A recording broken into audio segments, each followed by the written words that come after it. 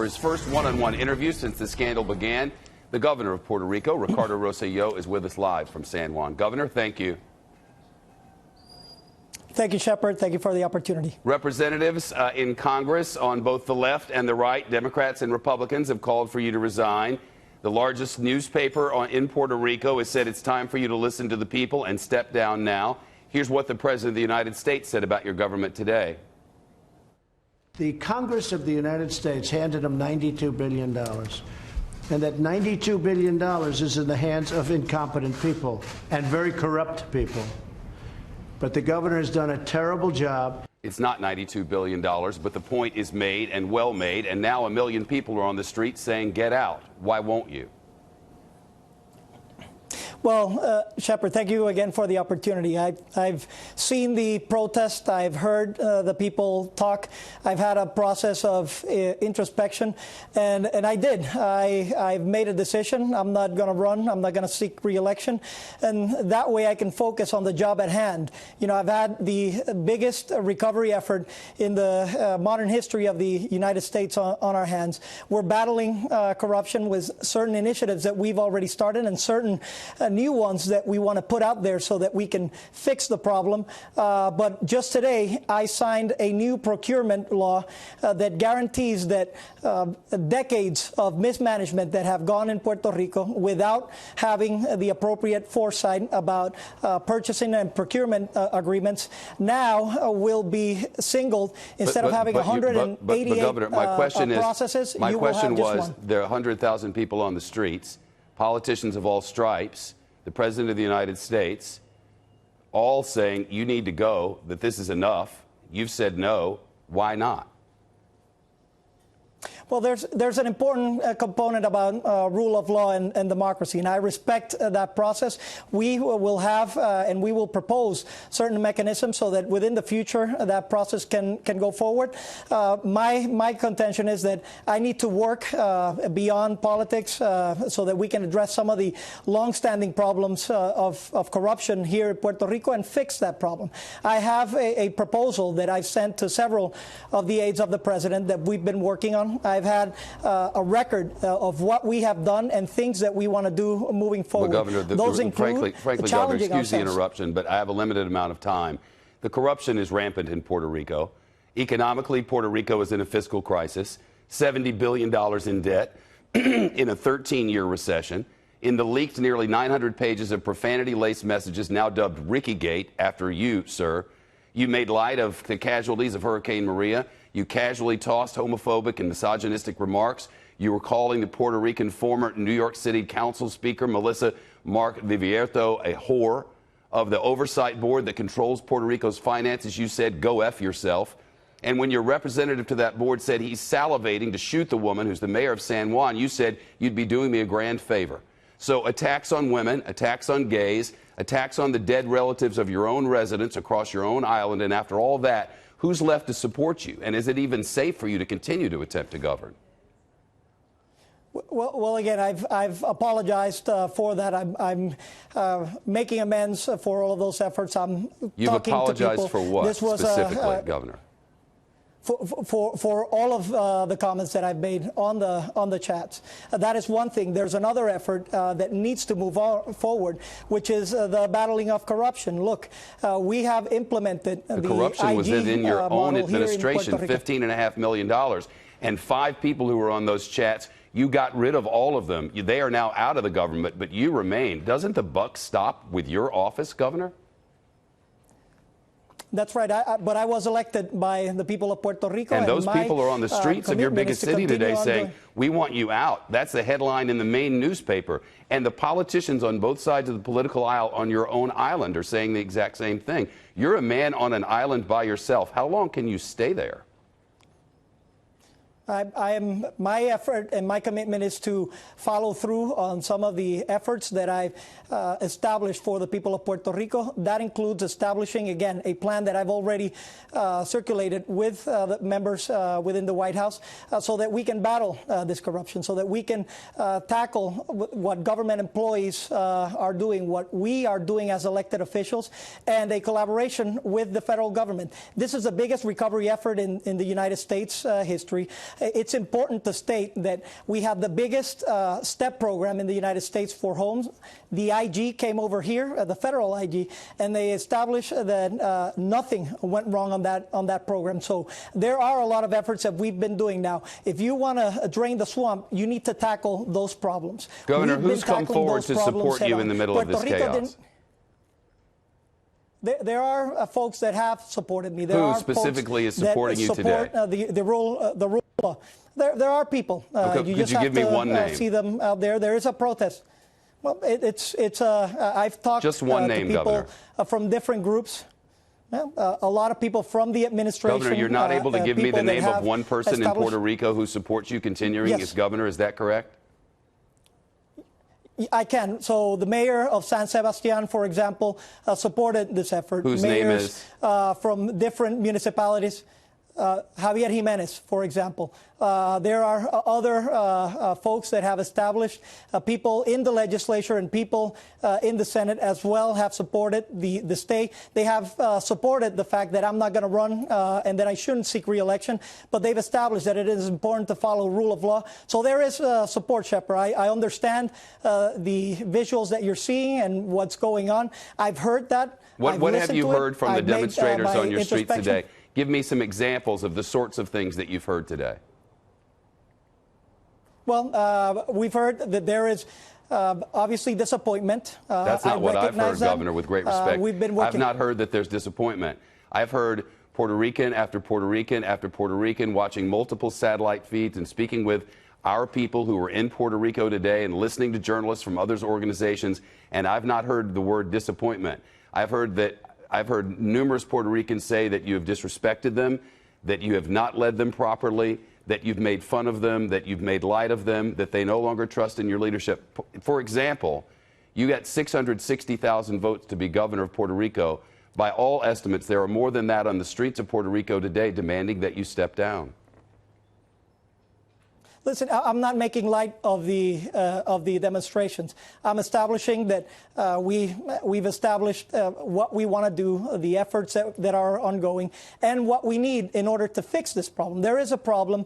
We started to fix it, and we've already presented a plan. Now, I want to make sure that we can collaborate with the federal government, particularly with some of the federal resources that are coming over here. I've established and I challenge that we can get a federal funds SAR over here in Puerto Rico and in all of the agencies so that these funds can keep on moving. These are the proposals that we have, and my objective is that we can establish this conversation. These sound like reasonable proposals for an island in crisis. I'm sure they do to a lot of our viewers. But you're eliminating the past few weeks and the last 10 days of demonstrations and the widespread calls and all that you've said. You said, I've apologized for my mistakes. That's how you've called them repeatedly. That's what you call them in a news conference that you held just the other day. Mistakes are things that you do that you didn't mean to do or that you did by accident or in error, and then you go back and you correct them. 900 pages of attacks on people of your own island are arguably not mistakes. They're a pattern. And when you look at that pattern, if that were some other politician other than you, what would you say about that person? Would you want that person leading you after all that you said to those other officials whom you've now dismissed summarily?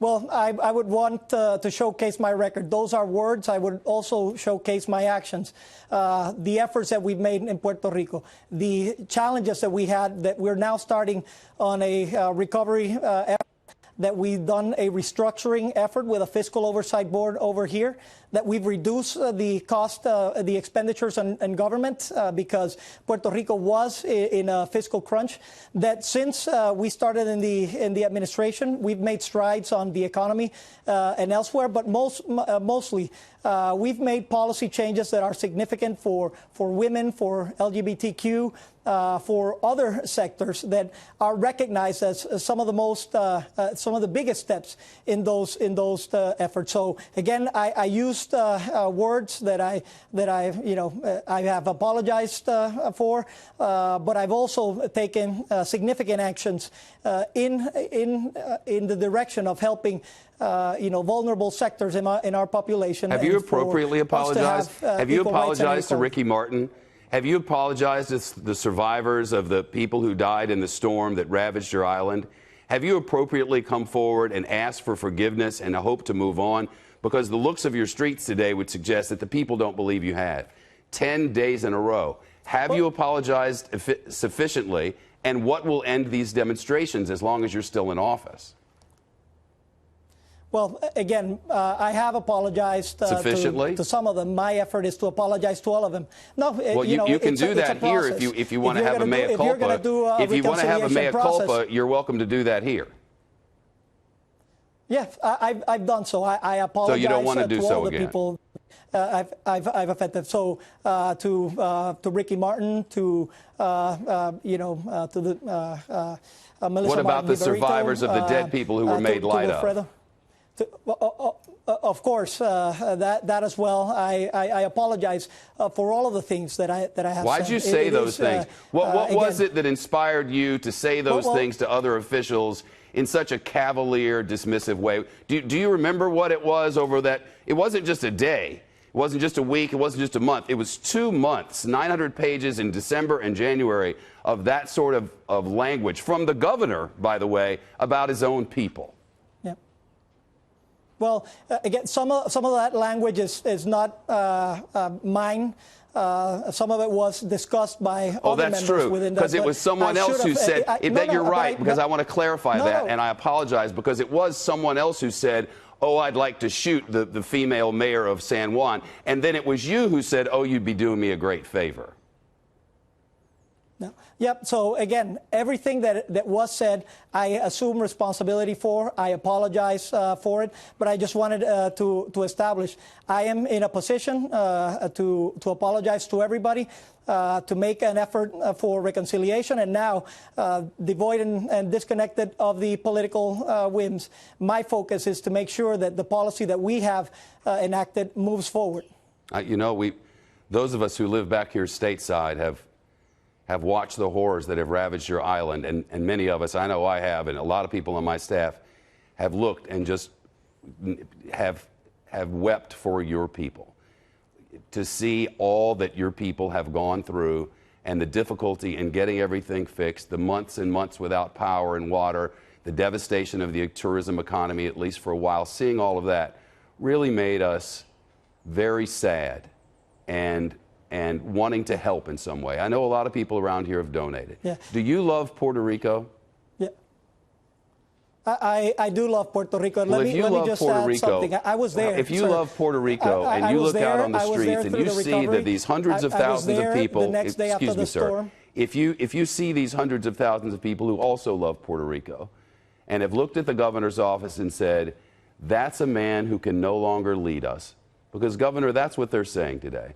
They're saying the way for us to move on is to start fresh. We need new representation, and we want the governor to resign. And they've protested for 10 straight days. Today, the largest demonstration potentially in the history of the island. And you stand with firm resolve and talk about accomplishments. Do you hear them? Do you hear them and care what they're saying today? Or is the cavalier attitude from the text messages sort of living in the background again today? I ask not for myself, but for the people who are on a hot, wet day in San Juan and across that island today saying, we want him gone. Yeah, no, I hear them, and it's part of my introspection, and I will continue to hear them. I will continue to make my decisions and work with the people of Puerto Rico. It is an island of love that I love. It is a people I love. I've left every ounce of my heart, everything that I've done so that we can recover properly. I was here, sir, during that process when there was no food, there was no access to water, there were no roads, working as hard as I could with a lot of people so that we can get those emergency aid to the people of Puerto Rico. What about the corruption of all those dollars? Why did all that money go to politically connected people? Why wasn't there better oversight? Why are thousands and thousands and thousands of people, long after this hurricane, still sitting with blue tarps and not able to live their lives? Some of them don't have the basic necessities of life all this time later, and you've gotten billions and billions and billions of dollars from the mainland. You know, the people of Puerto Rico are asking tough questions. They've been doing so for a while.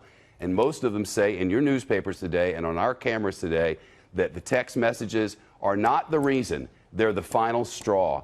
They believe your administration has been corrupt and cavalier about their own existence, and they want you to leave, and you're refusing to do so. What makes you think that these protests are going to stop? And are you afraid that you might not even be safe to govern?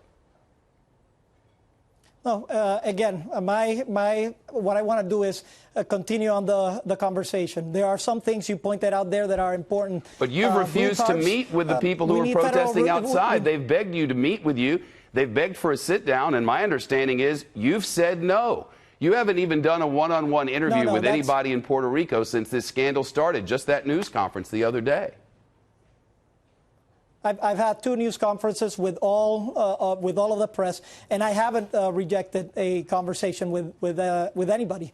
So I am committed to having that conversation, establishing a path forward through dialogue, and working on the initiatives that we have to do over here. But listen, the blue tarp situation is one where we need those federal resources to come over here. I am challenging and proposing as part of our fix that we can get, a federal fund SAR, or that we can get connections from the different agencies to the local agencies in Puerto Rico, so that those funds can be administered properly. In terms of the corruption, this has been a long-standing issue, and we need to fix the system. It was a system that responded to people. Now we want a system that responds to itself. That is why we've made procurement reform. That is why we created the Office of the Inspector General that didn't exist here in Puerto Rico. We created that office early in 2017. We couldn't implement it immediately after the storm, and now it's starting to gain that rate. That is why probably there was a difficulty in identifying some of these elements of corruption. But from my perspective, I am fully committed on battling corruption here in Puerto Rico, and that will be the focus from the remaining of my administration. Governor Rosello of Puerto Rico, live from San Juan.